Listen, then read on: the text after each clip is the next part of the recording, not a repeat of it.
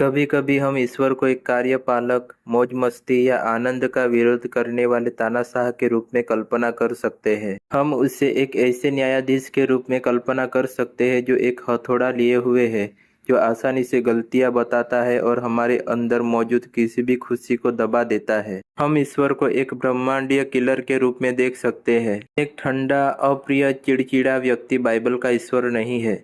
जब हम पवित्र शास्त्र का अध्ययन करते हैं और ईश्वर के चरित्र को समझते हैं तो हम देखते हैं कि वह किसी भी तरह से ब्रह्मांडीय किलर नहीं है।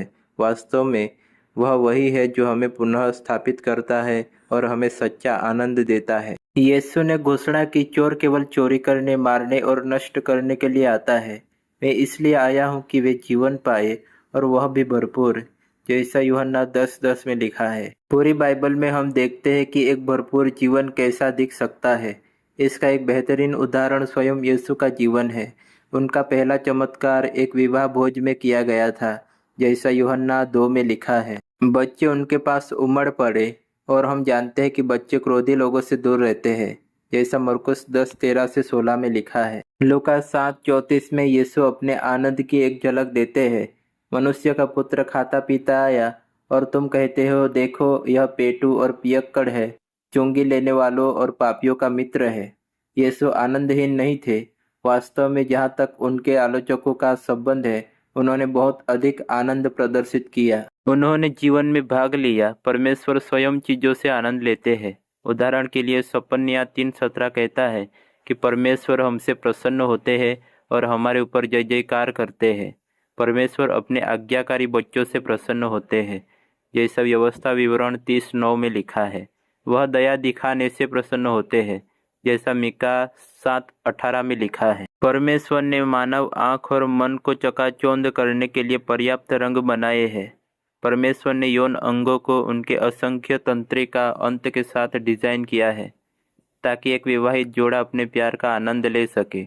दूसरे शब्दों में, आनंद परमेश्वर का विचार था, वह कुछ भी नहीं बल्कि एक किलकार है। पुराने नियम में उत्सवों और त्योहारों के लिए निर्देश भरे पड़े हैं, जबकि दावतें परमेश्वर की वफादारी के महत्वपूर्ण अनुस्मारक के रूप में काम करती थी और मसीहा कौन होगा इसकी झलक प्रदान करती थी।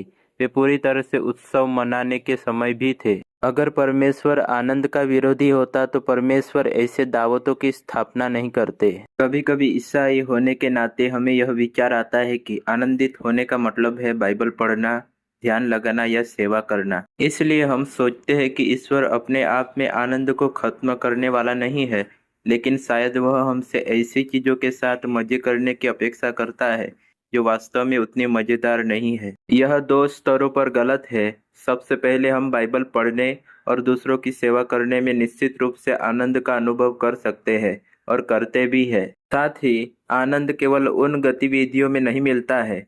ईश्वर ने हमें संगति, मनोरंजन और रचनात्मकता का अनुभव करने के लिए बनाया है। हमें उसके बच्चे होने, उसके द्वारा दिए गए कौशल का उपयोग करने और उसके द्वारा दिए जाने वाले सुखों का स्वागत करने में आनंद लेने के लिए बनाया गया है। मनुष्य का मुख्य उद्देश्य ईश्वर की महिमा करना और हमेशा उसका आनंद लेना है। हालांकि हमें सावधान रहना चाहिए कि हम आनंद के लिए आनंद से प्रेम न करें। हमें यह समझना चाहिए कि ईश्वर कुछ प्रकार के आनंद के विरोधी है। दुखद सच्चाई यह है कि हम एक पतित दुनिया में रहते हैं, जहाँ ईश्वर द्वारा हमारे लिए सर्वोत्तम अक्सर विकृत होता है। कई गतिविधियां जिन्हें हमारा समाज आनंददायक मानता है, वे ईश्वर को पसंद नहीं है, जैसा गलातियों 5:19-21 में लिखा है। शरीर के काम तो प्रकट है, अर्थात व्यभिचार, गंदे काम, लुच्चपन, मूर्ति पूजा, टोना, बैर, झगड़ा, ईर्ष्या, क्रोध, विरोध, फूट, विधर्म, डाह, मतवालापन, लीला क्रीड़ा और इनके जैसे और काम है।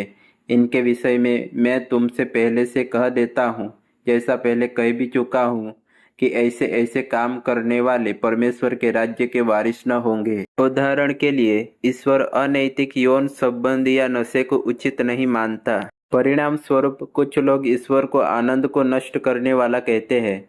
हालांकि दुनिया के ये आनंद वास्तव में हमारे लिए स्वस्थ नहीं है या दीर्घकालिक आनंद के लिए अनुकूल नहीं है। वे कुछ समय के लिए पाप के सुख है। वे झूठे दोस्त हैं जो हमें जल्दी से छोड़ देते हैं और हमें खाली और लालसा में छोड़ देते हैं। इसलिए हमारे आनंद को खत्म करने के बजाय परमेश्वर हमारी रक्षा कर रहा है और वह प्रदान कर रहा है जो वास्तव में हमारे लिए सबसे अच्छा है। इस तरह से वह एक सांसारिक माता पिता की तरह है जो अपने बच्चों के लिए सीमाएं प्रदान करता है। एक माता पिता को अपने बच्चों द्वारा खाए जाने वाले कैंडी की मात्रा को सीमित करने के लिए आनंद को खत्म करने वाला कहा जा सकता है, लेकिन वह सीमा अंततः उन्हें लाभ ही करेगी। साथ ही यह ध्यान रखना भी जरूरी है कि हमारे जीवन का उद्देश्य मौज मस्ती करना नहीं है।